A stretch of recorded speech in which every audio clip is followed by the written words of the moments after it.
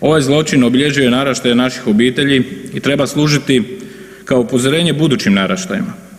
Totalitarni režimi obilježili su našu povijest, odgovornost je na svima nama da se ovakve strahote više nikada ne ponove.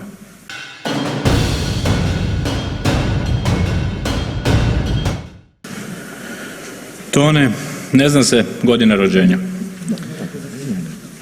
Perinka, Nediljka, Franko 6 godina, Bože 7 godina, Jela 8 godina, Luca, Ivanka 11 godina, Ivan 12 godina, Petar, Dušan, Čiro 13 godina, David, Petar, Ljudević 16 godina, Jela 18 godina, Anđa 30 godina, Ana 42, Luca 44, Jela 44, Jela 51 godinu, Marija 54, Stipan 60. I najstariji je bio Mate Milanović Litre, bivši narodni poslanik i predstavnik Hrvatske pučke stranke za Dalmaciju. Imao je 63 godine kada je kukavički ubijen u Otoku na Cetini 28. ožujka 1944. godine. Kapitulacijom Italije i odlaskom talijanske vojske iz Cetinskog kraja u rujnu 1943. godine u Sinj dolaze njemačke snage. Dolaskom Njemaca nastavljaju se borbe s partizanima na području Otoka podno Kamešničkih brda. Neprestani gerilski napadi nanosili su Njemcima manje gubitke zbog kojih su 27. ožujka zajedno s četnicima krenuli u akciju protiv partizanskih postrojbi uzduž rijeke Cetine. U Otok su došli 28. ožujka gdje su okupili članove obitelji Milanović Litre, Milanović Trapo i Plavša s objašnjenjem da će se održati govor te da će im se uručiti nove dokumente. Zaključili su ih u kuću te na vrata i prozore postavili strojnice, otvorili vatru na nedužne ljude kojima su nepozvani partizani oduzimali hranu i boravili im u kućama.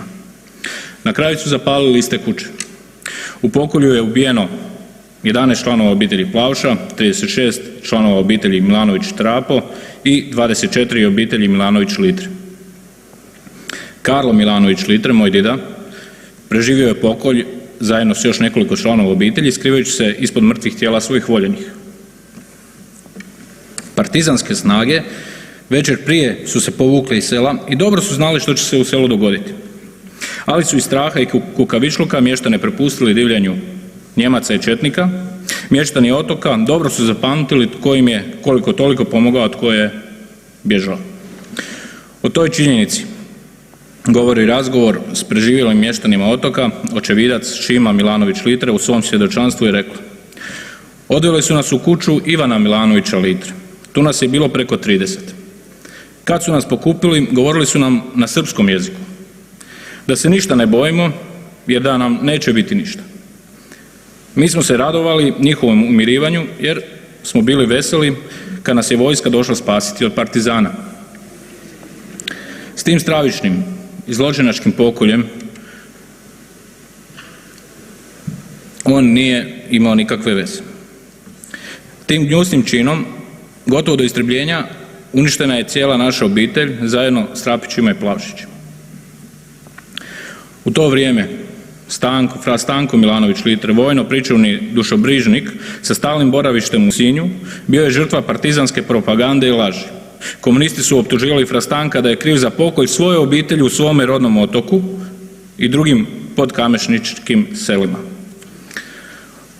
Taj dan uništeno je jedno pokoljenje, razoreno jedno hrvatsko selo na čijem se terenu ostvarila najrazornija mržnja i zlo koje je donijela.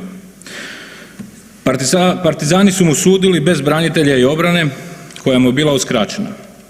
Ponižen i obespravljen, njemu su pripisali sve krivnje koje su se u tom razdoblju događale u Sinju i Cetinskoj krajini te su ga optužili na koncu i osudili na smrt. Komunisti su bili svjesni da su izmislili fra Stankovu odgovornost u pokolju u Otoku, pa ga Viktor Novak u svom dijelu Magnus Crimen ne dovodi u svezu s pokoljem na Kamešnici.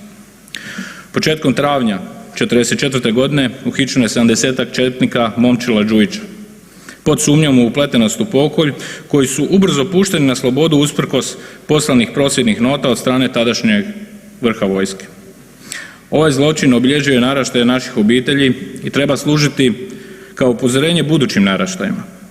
Totalitarni režimi obilježili su našu povijest, odgovornost je na svima nama da se ovakve strahote više nikada ne ponove.